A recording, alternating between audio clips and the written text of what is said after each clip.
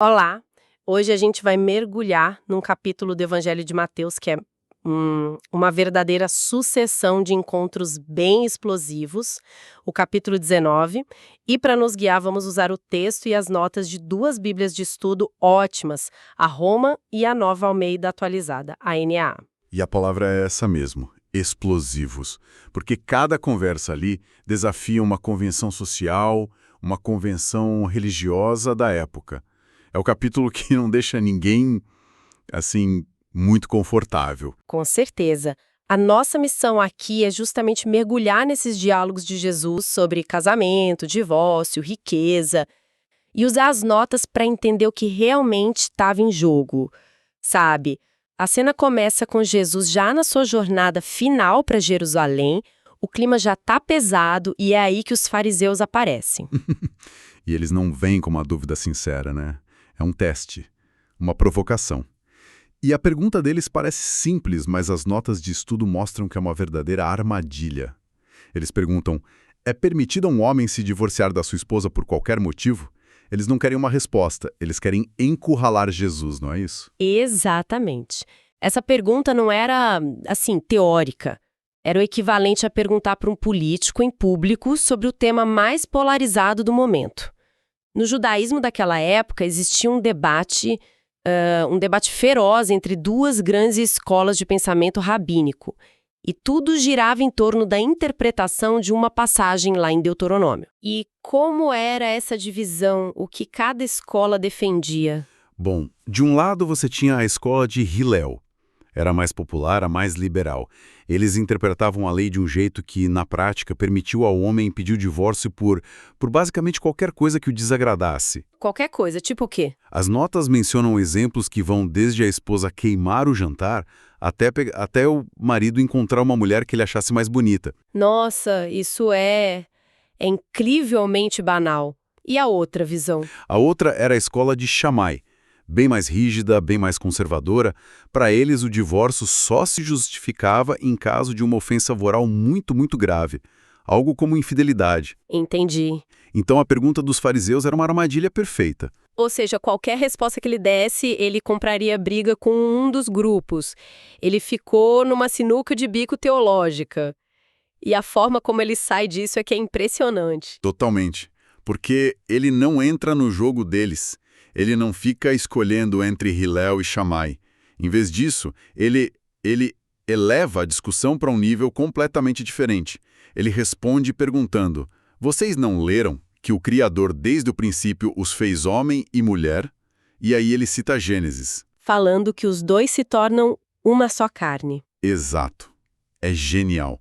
Em vez de ficar discutindo as brechas da lei, ele volta para o projeto original, para a intenção de Deus na criação. Isso muda tudo. Muda tudo. Ele redefine o casamento. Tira do campo de um contrato legal, que pode ser quebrado, e coloca no campo de uma união sagrada criada por Deus. A frase uma só carne é muito poderosa.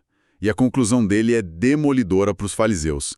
Portanto, o que Deus uniu, o homem não separe. Ele tira o poder da mão dos homens e devolve para Deus. Mas espera aí. Os fariseus, claro, não iam deixar barato. Eles jogam a carta mais alta. Moisés. Eles dizem, então por que Moisés mandou dar uma carta de divórcio? Tipo, se o próprio Moisés permitiu, como Jesus pode dizer que não era para ser assim? Ele não está contradizendo a lei? Essa é a objeção perfeita. E a resposta de Jesus é a chave para a gente entender a relação entre a lei e o ideal de Deus. Ele diz que Moisés permitiu o divórcio por causa da dureza do coração de vocês. Ele não diz que Moisés ordenou, ele permitiu. Ah, tem uma diferença enorme aí. Enorme. A lei de Moisés não era o plano A de Deus. Era um plano de contingência. Pensa assim, como as regras de evacuação de um prédio. O ideal é que você nunca precise usar. Mas, já que existe o risco de incêndio, elas estão lá para minimizar os danos. E a dureza do coração era o incêndio. Exatamente. A lei era uma concessão à nossa falha, uma forma de proteger a parte mais fraca, que geralmente era a mulher, numa situação de pecado. Mas nunca foi o ideal. Entendi. Era uma medida de redução de danos, não o projeto original. E aí Jesus estabelece o padrão dele, que é altíssimo. Ele diz que quem se divorciar, exceto por relações sexuais ilícitas, que é basicamente infidelidade, e se casar de novo, comete adultério.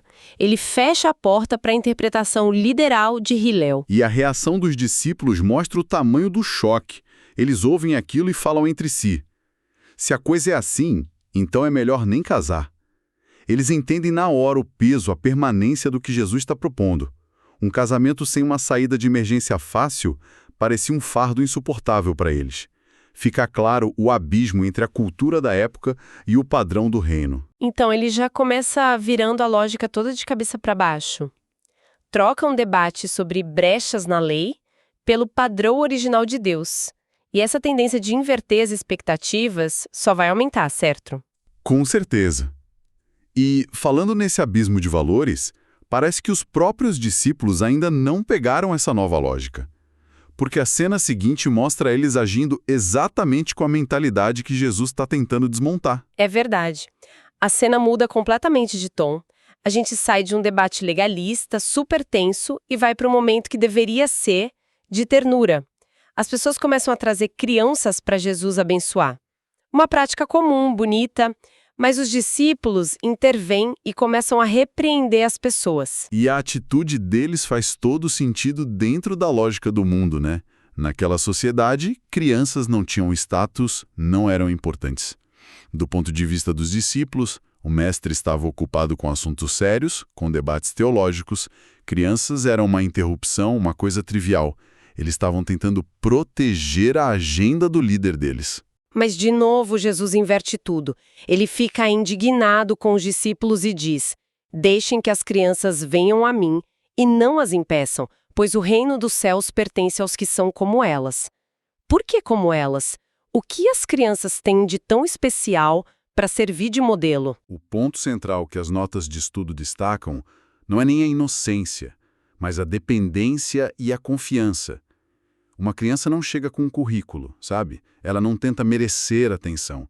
Ela simplesmente confia, recebe e depende de quem cuida dela. Essa é a postura para entrar no reino. É o oposto total da autossuficiência dos fariseus e do personagem que a gente vai ver a seguir, que acha que pode comprar a vida eterna. As crianças se tornam o padrão de fé, mais uma inversão completa.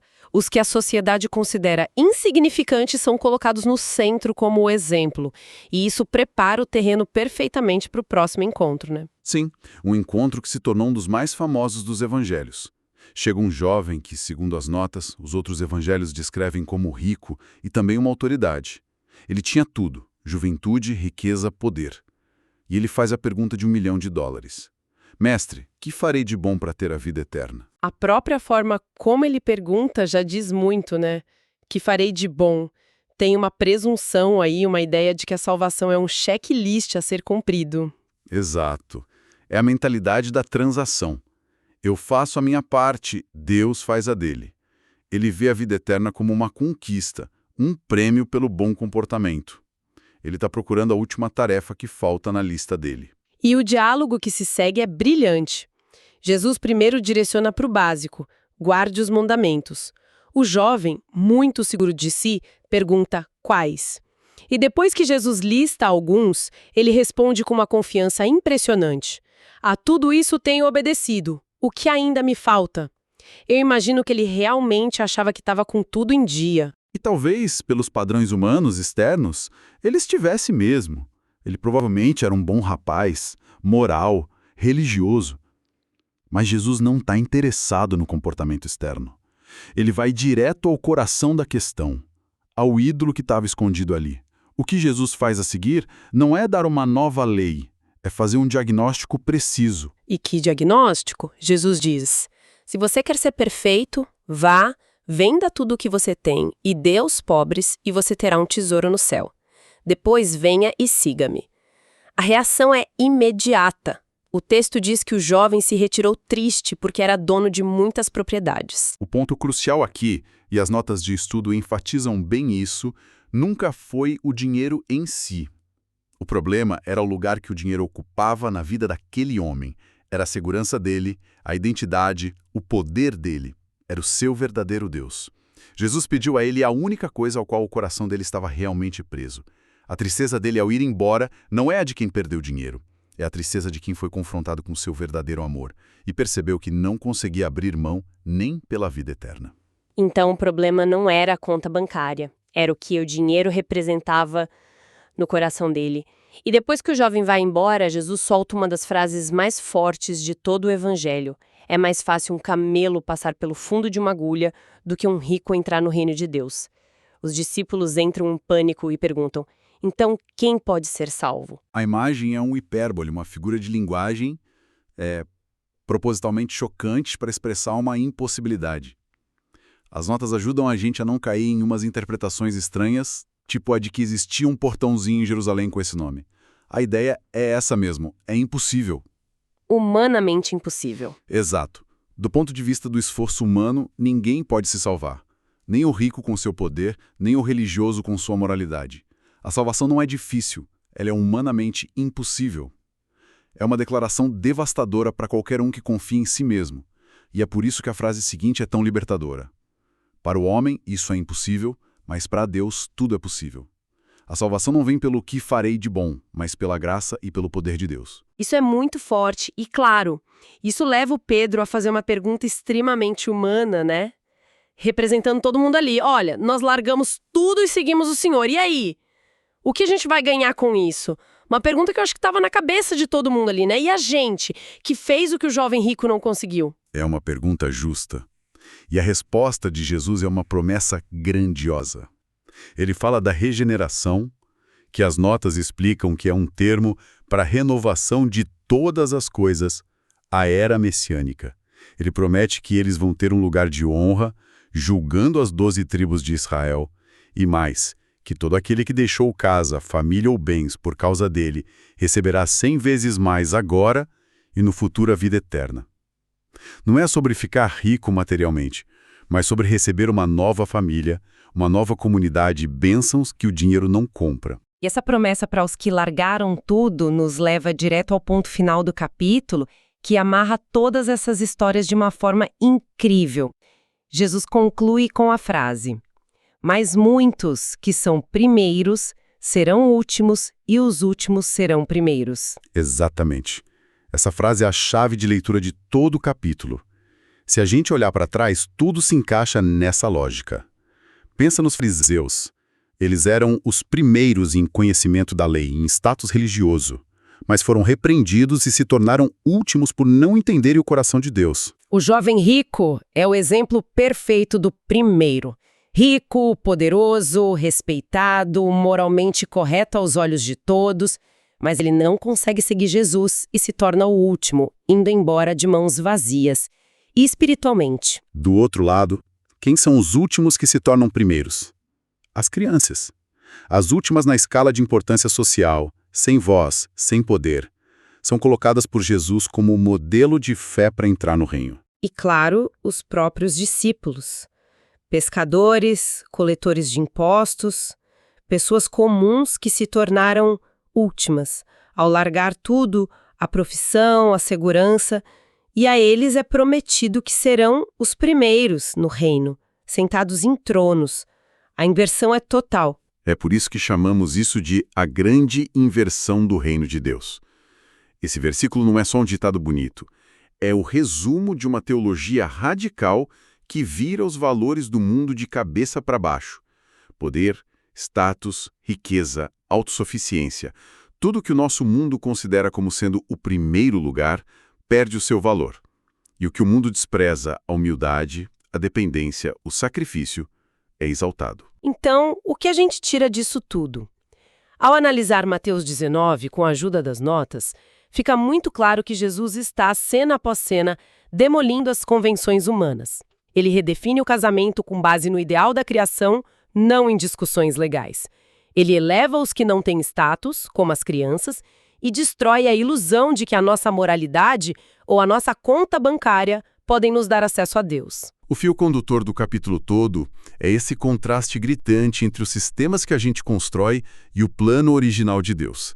De um lado, você tem o legalismo dos fariseus, a hierarquia social que despreza os pequenos e a autoconfiança do jovem rico. Do outro, o padrão de Deus, a união sagrada do casamento, o valor dos humildes e a salvação que é impossível para nós, mas que se torna possível pela graça dele. Isso nos deixa como reflexão final. O capítulo se encerra com essa ideia poderosa de que os primeiros serão os últimos e os últimos os primeiros.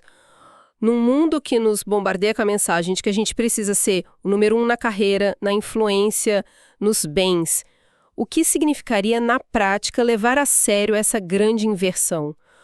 O que, nas nossas vidas, talvez precisasse passar do primeiro para o último lugar para estarmos alinhados com a lógica desse reino?